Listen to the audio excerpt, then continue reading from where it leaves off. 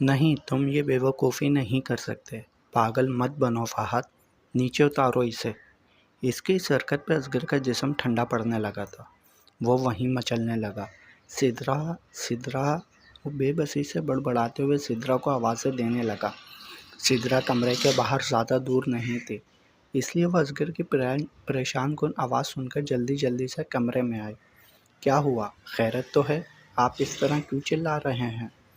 آتے ہوئے وہ پریشانی سے پوچھنے لگی تھی کہ اچانک فہد کو دیکھ کر وہ بھی حیران رہ گئی۔ یہ تم کیا کر رہے ہو فہد؟ نیچے کرو اسے۔ وہ اب وہیں سے اشارہ کرتے ہوئے سانس روکتے ہوئے مشکل سے بولی۔ بھائی جان، آخری بار پوچھ رہا ہوں، اس کے بعد نہیں بولوں گا۔ وہ پستول پر اپنی پکڑ مضبوط کرتے ہوئے اسے جتلانے لگا۔ سدرا نہ سمجھی سے دونوں کو گھورنے لگی۔ یہ چابی لو اور نصیر کو میرے پاس بھیجو، میں اسے بول دوں گا، وہ تمہیں وہاں لے جائے گا، اور اب یہ مجھے دو۔ اصغر نے کانپتے ہاتھوں کے ساتھ چابی اس کی طرف بڑھائی اور پستول لینے کے لیے دوسرا ہاتھ بڑھایا۔ میں نصیر کو بھیج دیتا ہوں۔ وہ چابی ہاتھ میں پکڑ کر پستول کو جیب میں ڈالتے ہوئے باہر کی جانب چل دیا۔ اصغر پھولتی ہوئی سانسوں کے ساتھ بیڈ پر بیٹھ گیا۔ سدرا جلدی سے اس کے لیے جگ سے پانی بھرنے لگی۔ کیا بات ہے، آج بہت خوش لگ رہی ہو؟ وہ دیچکی میں چمچ ہلاتے ہوئے فرین کو دیکھ کر پوچھنے لگی، جو کہ سلاد کاٹتے وقت من ہی من میں کچھ سوچ کر مسکرائے جا رہی تھی۔ ہاں بھابھی، خوشی کا تو بہت جلد آغاز ہونے والا ہے، وہ من ہی من میں رضا کو یاد کرتے ہوئے بولی۔ اب ہر پل رضا اور ہر سماں خوشی کا ہوگا۔ اس کے لب آنے والے خوش نما وقت کو محسوس کر کے ہلنے لگے تھے۔ بڑے دنوں بعد یہ تبسم اس کے چہرے پہ نمایاں ہوا تھا۔ کیا میں جان سکتی ہوں کس خوشی کی بات ہو رہی ہے اور اتنا اترایا جا رہا ہے؟ بھابھی نے اس کی بکھری مسکان کو دیکھ کر پیار سے پوچھا۔ آزادی کی خوشی بھابھی۔ کیسی آزادی؟ وہ الجھ کر بولی۔ ایک دفعہ ایک طوفان آیا تھا، اس طوفان کی لپیٹ میں آ کر ایک بیچاری چڑیا کہیں پھنس چکی تھی، اسے وہاں بے دردی سے ایک پنجرے میں بند کر دیا گیا۔ چڑیا بہت وقت سے وہیں قید تھی، کوششوں اور مشقتوں کے بعد اب اسے آزادی کا پروانہ مل رہا ہے۔ بہت جلد وہ اس بند پنجرے سے نکل کر اپنے پروں پہ اڑنے والی ہے۔ سوچیں بھابھی، اس کی کیفیت کیا ہوگی؟ وہ ایک بار پھر خیالوں میں کھونے لگی تھی اور خوشی سے اچھل کر بولی۔ تم پہیلیوں میں بات کرنے کے بجائے اگر سیدھا سیدھا بتاؤ تو میں ذرا آسانی سے اپنے کام نمٹا سکوں۔ پہلے ہی کھانے کو اتنی دیر ہو گئی ہے، صفدر آ گئے تو ناراض ہو جائیں گے۔ تم یہاں بس کہانیاں بناتی رہنا۔ وہ اس کو ٹوکتے ہوئے فریج میں بقایا سامان رکھنے لگی۔ ویسے بھائی کہاں ہیں صبح سے؟ نظر نہیں آ رہے۔ صفدر کا نام سن کر فرین کو اس کا خیال آیا۔ وہ صبح سے گاؤں گئے ہوئے ہیں۔ منیب کی گمشدگی کی وجہ سے چچا کافی پریشان تھے، اسی کے سلسلے میں بلایا ہے، بس ابھی آتے ہی ہوں گے۔ شازیہ کھانے میں مسالے چیک کرتے ہوئے اسے آگاہ کرنے لگی۔ اس کی بات سن کر فرین کچھ دیر کے لیے سوچ میں پڑ گئی اور خود ہی یہ خیال جھٹک دیا کہ اس معاملے سے اسے پریشان نہیں ہونا چاہیے۔ ویسے فرین، تمہیں ریان نے بتایا اپنے اسٹڈیز کے بارے میں؟ وہ اب اس کی طرف رخ کرتے ہوئے بولی۔ نہیں، مجھے تو کچھ نہیں بتایا اس نے۔ کیوں، کیا ہوا ہے؟ وہ تجسس سے پوچھنے لگی۔ اس نے FAC میں ٹاپ کیا ہے اور اب مزید اسٹڈیز کے لیے لندن میں اس کا داخلہ بھی ہو چکا ہے۔ وہ پرمسرت لہجے میں بولتے ہوئے خوشی سے مسکرانے لگے۔ دیٹس گریٹ نیوز بھابھی، ٹاپ کرنا تو بنتا ہی ہے، آخر بھتیجا کس کا ہے؟ فرین اترا کر فخر کرتے ہوئے بولی۔ اس کے انداز پہ شازیہ مسکرا کر سر ہلانے لگی۔ ویسے وہ کب جا رہا ہے اور کس کے ساتھ جائے گا؟ یہاں تو آپ کے پلو سے ہاتھ ہی نہیں ہٹاتا، اب پتہ چلے گا نا اسے۔ وہ اکیلا نہیں جا رہا، صفدر کہہ رہے تھے ہم بھی اس کے ساتھ جائیں گے۔ یہ تو بہت ہی خوشی کی خبر ہے بھابھی۔ ویسے بھی کافی سال پہلے بھائی لے کر گئے تھے، تب ہم نے بہت انجوائے کیا تھا، اب تو بہت تبدیلی آ چکی ہوگی، اب اور بھی مزہ آئے گا۔ وہ خوش ہو کر سلاد کو پھر سے کاٹنے کے لیے اٹھانے لگی۔ ویسے کب چل رہے ہیں ہم؟ صرف ہم جائیں گے، تم نہیں چل رہی۔ اس کی بات کا جواب اس بار صفدر نے دیا، جو ابھی ابھی گاؤں سے لوٹا تھا اور پانی پینے کے لیے کچن میں داخل ہوا تھا۔ کیوں، میں کیوں نہیں چل رہی؟ اور میں یہاں اکیلی رہ کر کیا کروں گی؟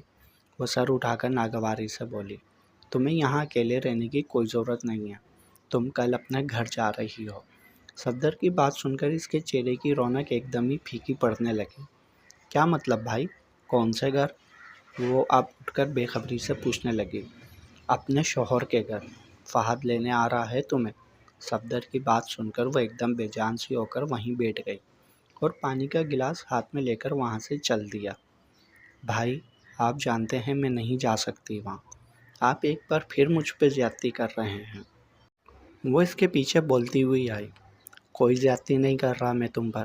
صفدر صوفے پہ بیٹھ گیا، وہ بھی اب اس کے پاس بیٹھ گئی۔ آپ مجھے جہنم میں بھیج رہے ہیں، وہاں جہاں سے مشکل سے نکل کر یہ آزادی ملی ہے مجھے، وہ جھنجھلائی۔ فہد کو اپنی غلطیوں کا احساس ہے، وہ دوبارہ ایسا کچھ بھی نہیں کرے گا جس سے تمہیں تکلیف ہو۔ کل تک تو آپ بھی میرے فیصلے سے خوش تھے، آج اچانک کیا ہو گیا ہے آپ کو؟ وہ سوالیہ نظروں سے گھورنے لگے۔ دیکھو فرین، تم اب بڑی ہو چکی ہو، سمجھداری سے کام لو، جذبات سے فیصلے نہیں کیے جاتے، پاگلوں کی طرح ضد چھوڑ دو، یہ کوئی معمولی بات نہیں ہے۔ سچ جاننے کے بعد میں نے کبھی تمہارے اس فیصلے میں تمہارا ساتھ نہیں دیا۔ وہ اسے جتاتے ہوئے بولے، منیب ان لوگوں کے قبضے میں ہے، چچا بہت دنوں سے پریشان تھے، لیکن آج خود ان لوگوں نے منیب کو آزاد کرنے کی بات کی ہے، جو کہ ہمارے حق میں۔ منیب بھائی کے لیے؟ وہ اس کی بات کاٹ کر حیرت سے دیکھنے لگے۔ اچھا، تو اس کے لیے مجھے قربان کیا جا رہا ہے؟ پہلے اپنے بچوں کی سلامتی اور زمینوں کا قبضہ چھڑانے کے لیے مجھے اس آگ میں پھینک دیا گیا، اور آج پھر ظالموں کے آگے میں۔ وہ بے بسی سے سر جھکا گئی۔ اتنے ظالم نہیں ہیں وہ۔ منیب نے ان کے گھر کی عزت پہ ہاتھ ڈالا تھا، وہ چاہتے تو اس کے ٹکڑے ٹکڑے کر کے گاؤں میں پھینک سکتے تھے، لیکن ان لوگوں نے ایسا نہیں کیا۔ جانا تو ہمیں چاہیے تھا ان کے گھر، معافی مانگنے، گڑ گڑانے، لیکن وہ لوگ خود ہی سے چھوڑ رہے ہیں، معاف کر رہے ہیں۔ بدلے میں صرف تمہاری واپسی کا کہا ہے، جو کہ اتنی بڑی شرط نہیں ہے۔ منیب واپس آ جائے گا، تمہارا گھر بچ جائے گا، معاملات خود سلجھ رہے ہیں، اس سے بڑھ کر اور کیا چاہیے؟ وہ اسے سمجھانے لگا تھا، لیکن فرین آنکھیں پھیر کر بیٹھی تھی۔ مجھے جھوٹے دلاسے دے کر خوش کرنے کی کوشش نہ کریں، میرا گھر نہیں بچا رہے آپ، مجھے اجاڑنے کے لیے بھیج رہے ہیں۔ البتہ منیب بھائی کی آزادی آپ کو مبارک ہو، وہ طنز کرتے ہوئے بولے۔ تم خواہ مخواہ کی ضد کر رہی ہو، صفدر نے اسے جتلایا۔ تو نہ اٹھاتے میرے ناز اور نخرے، کیوں مجھے لاڈلا اور ضدی بنایا آپ نے؟ جب ضد پوری نہیں کر سکتے تو مجھ میں یہ عادت ہی نہ ڈالتے آپ، وہ بھرائی ہوئی آواز میں بولے۔ ہمیشہ تمہاری بات مانی، تمہاری ہر ضد پوری کی، کبھی اماں ابا کی کمی کا احساس نہیں ہونے دیا، اس لیے تم آج میری بات نہیں مان رہی؟ کیا میرا اتنا بھی حق نہیں ہے کہ بڑے ہونے کے حیثیت سے تمہارے حق میں کوئی فیصلہ کر سکوں؟ اب یہاں بھی تم اپنی ضد منوا کے مجھے نیچا کرنا چاہتی ہو؟ وہ جھنجھلاتے ہوئے شکایت سے نظر پھیرنے لگے۔ کاش کہ آپ میری یہ ایک بات بھی مان لیتے، مجھے وہاں اس دوزخ میں نہ پھنسنے دیتے۔ بھائی، ابھی بھی وقت ہے، آپ مجھے اس سے طلاق دلا دیں، اس کے بعد بے شک آپ میری کوئی ضد پوری نہ کریں۔ طلاق یافتہ لڑکی کی معاشرے میں کوئی عزت نہیں ہوتی، کیوں تمہیں یہ بات سمجھ نہیں آتی؟ ایسی عورتوں کو کوئی نہیں اپناتا۔ فہد یہ رشتہ قائم رکھنا چاہتا ہے، اس نے خود میرے سامنے حلف اٹھایا ہے تمہیں خوش رکھنے کا اور تمہاری حفاظت کرنے کا۔ مجھے پورا یقین ہے وہ اب اپنی غلطیاں نہیں دہرائے گا۔ میرا یقین کرو، میں یہ صرف منیب کے لیے نہیں کر رہا، مجھے تمہاری بھی فکر ہے۔ مجھے امید ہے تم میرے اس فیصلے کی حکمت کو سمجھو گی اور مجھے کسی کے سامنے شرمندہ نہیں کرو گی۔ وہ اس پر نظریں ٹکا کر جواب سننے کا منتظر تھا۔ بھائی، اگر وہ مجھے طلاق دے دیتا ہے تو میں بے سہارا یا پھر ساری عمر اس داغ کے ساتھ نہیں رہوں گی۔ وہ لڑکا ہے نا، رضا، جس کے بارے میں آپ کو بتایا تھا، وہ مجھے اپنا لے گا۔ بس آپ ایک بار میری بات پر غور تو کریں۔ وہ ایک نئی امید باندھ کے التجا کرنے لگے۔ بس کرو فرین، اور کتنے اس لڑکے کے پیچھے بھاگتی رہو گی جس کا نہ تو کوئی عطا ہے نہ پتہ، نہ جانے کس طرح وہ تمہیں بیوقوف بنا رہا ہے اور تم ہو کے اپنا بسا بسایا گھر اس کی وجہ سے اجاڑنا چاہتی ہو۔ طلاق ایک لعنت ہے اور تم کسی انجان اور دھوکے باز انسان کے لیے یہ ملامت اٹھانے کے لیے پاگل بن رہی ہو۔ حالانکہ طلاق کا عمل تو خدا کو بھی سخت ناپسند ہے، تم بغیر کسی بات کے یہ عمل کرنا چاہتی ہو۔ کیا تمہیں یقین ہے اپنے بھائی کو ناراض کر کے فہد اور اس کے گھر والوں کو تکلیف دے کر اس سب کے بعد تم اس گمنام لڑکے کے ساتھ خوش رہ پاؤ گی جس کا نام بھی تم ٹھیک سے نہیں جانتی؟ اس کے ساتھ خوش رہنے کے اور معاشرے میں عزت کے خواب سجا رہی ہو؟ کیا پتہ وہ شخص فہد سے بھی زیادہ ظالم ہو؟ پھر کیا کرو گی؟ اسے بھی بیچتی رہو گی خلا کے نوٹس؟ شازیہ نے اس پر شدید طنز کرتے ہوئے سمجھایا، لیکن پھر بھی ہمارے مذہب میں اسے جائز کیا گیا ہے تاکہ کوئی لڑکی فہد جیسے ظالم کی زد میں آ کر اپنی زندگی کا تماشا نہ بناتی پھرے۔ ہر لڑکی کو اپنی زندگی جینے کا حق ہے، اور اگر میں اپنے شوہر کے ساتھ خوش نہیں ہوں تو یہ میرا حق ہے کہ میں اس سے علیحدگی لے لوں۔ فرحین نے ناگواری سے بولا اور پھر سے بھائی کو التجائیہ نظروں سے دیکھنے لگی۔ فرحین، ہر کسی کے بیچ میں غلط فہمیاں ہوتی رہتی ہیں میری جان، اسے بیٹھ کر سلجھایا جاتا ہے، اس طرح اتنی جلدی گھر نہیں توڑے جاتے۔ اس بار اس نے قسم کھائی ہے تمہیں خوش رکھنے کی، تم جہاں رہنا چاہو گی وہ تمہیں وہیں رکھے گا، تم پر کسی قسم کی پابندی نہیں ہوگی۔ اب تم بھی جتنا ہو سکے اپنے گھر کو جوڑنے کی کوشش کرنا، کبھی ان لوگوں کو شکایت کا موقع مت دینا۔ اگر تم مجھے واقعی اپنا بھائی مانتی ہو تو میرے اس فیصلے کی بھی عزت کروانا۔ وہ اسے بازو پھیلاتے ہوئے باہوں میں بھرنے لگا اور اسے منانے کی کوشش کرنے لگا۔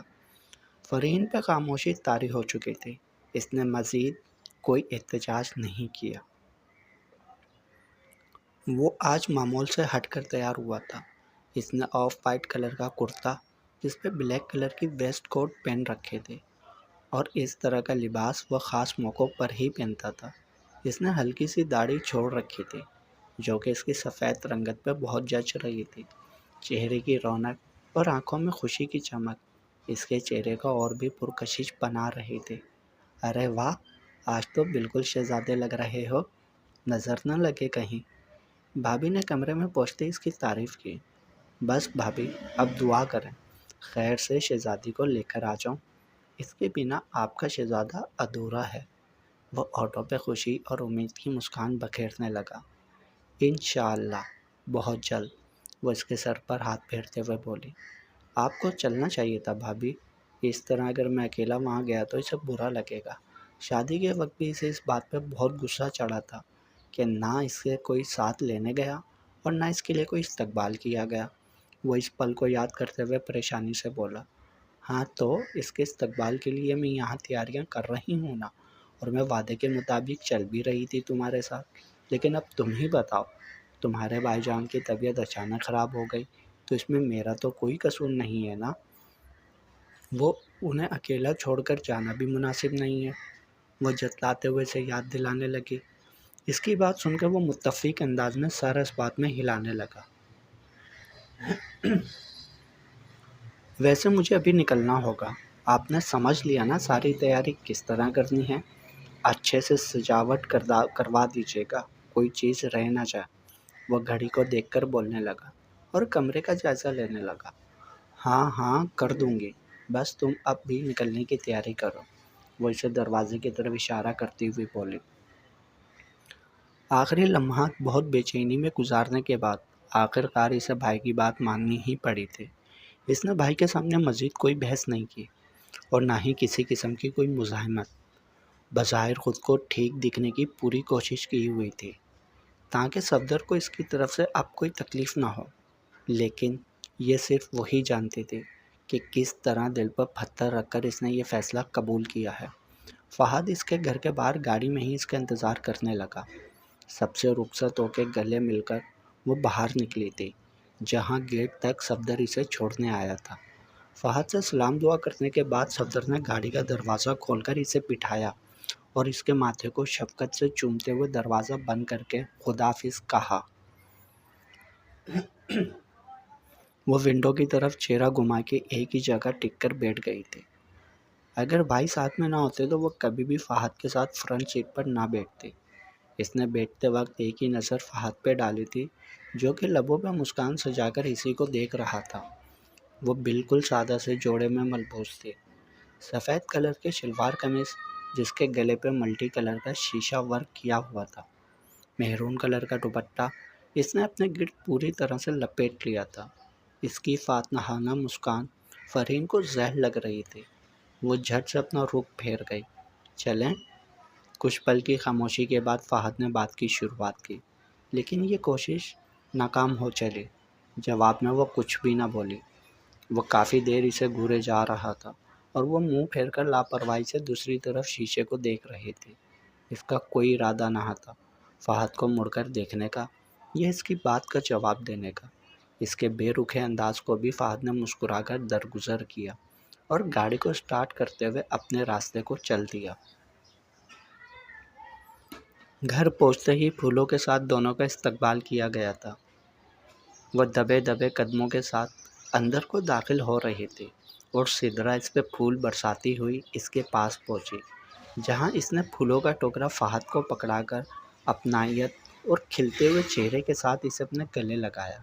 جواب میں فرحین نے بھی تھوڑا سا مسکرا دیا۔ کیسی ہو؟ اس کا ہاتھ اب بھی سدرا نے پکڑا ہوا تھا۔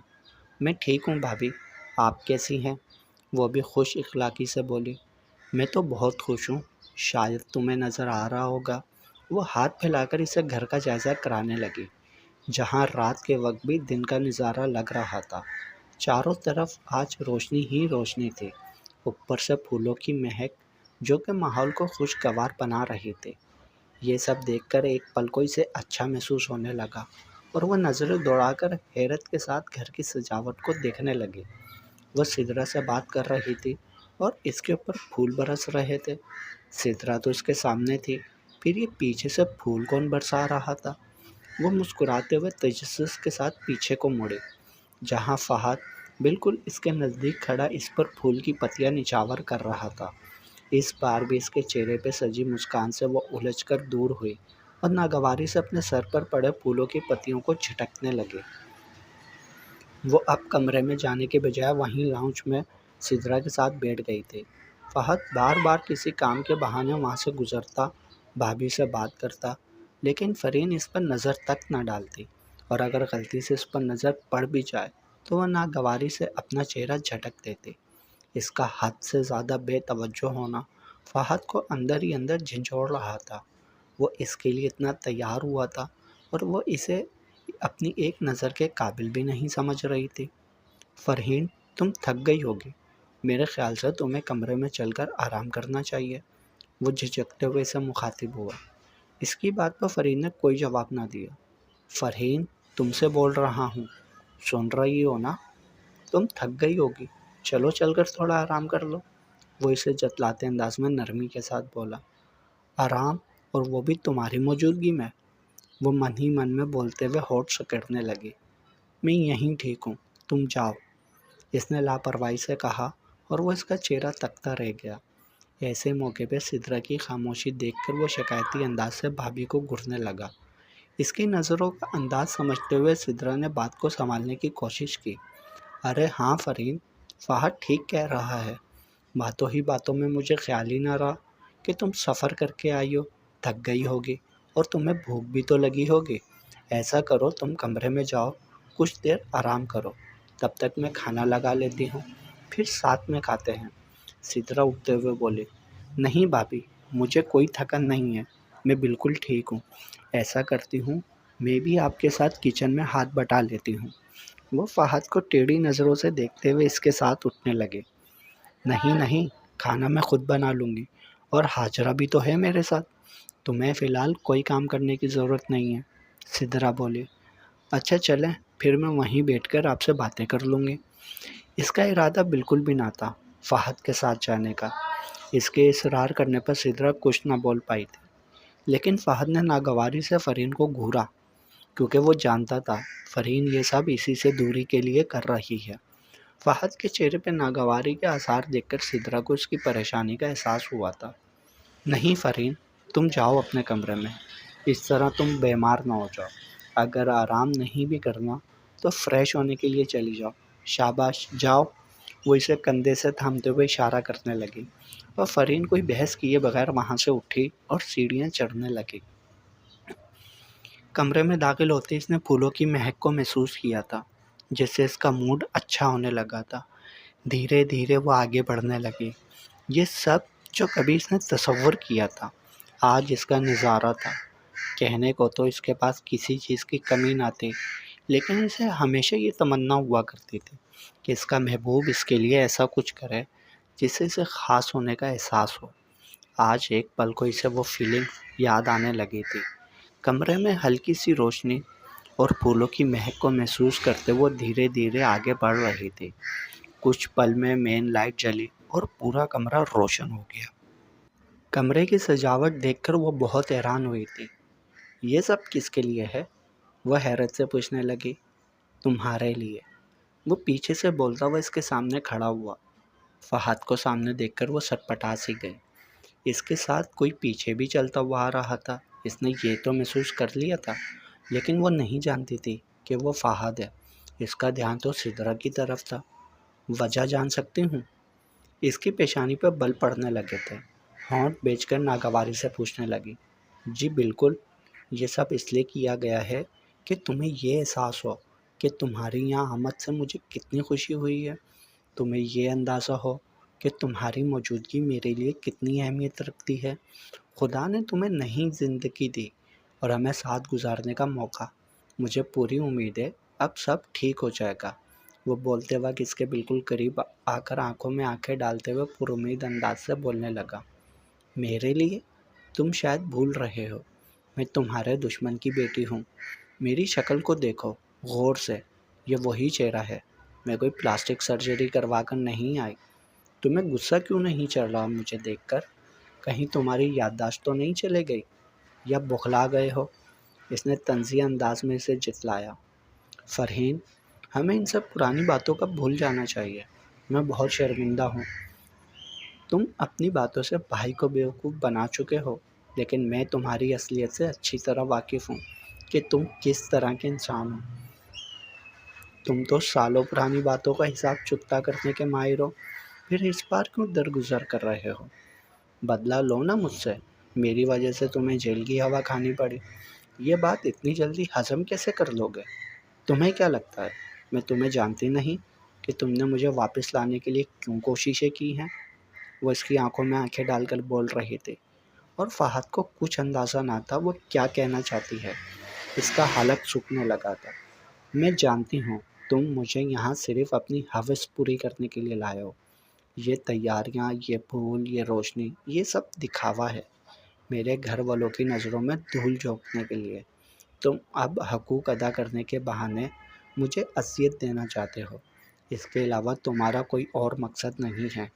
تمہاری زوجیت میں ہوتے ہوئے بھی مجھے چھو نہ سکے تم، اور اب جب میں نے علیحدگی کا مطالبہ کیا تو تمہاری غیرت جاگ گئی نا، کہ تم بھلا مجھے بغیر چھوئے کسی اور کے حوالے کیسے کرو گے؟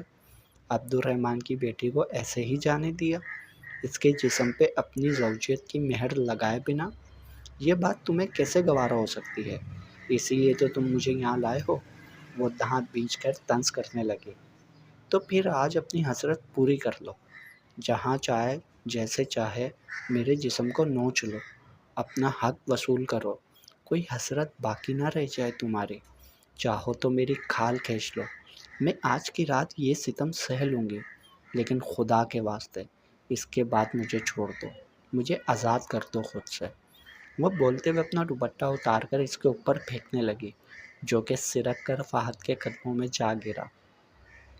جاری ہے بقیہ اگلے پارٹ میں۔ تمام پارٹس پڑھنے کے لیے چینل کو سبسکرائب کریں، لائک ضرور کیا کریں، اور کمنٹس میں اپنی رائے بھی بتائیں۔ یہ ناول آپ کو کیسا لگ رہا ہے؟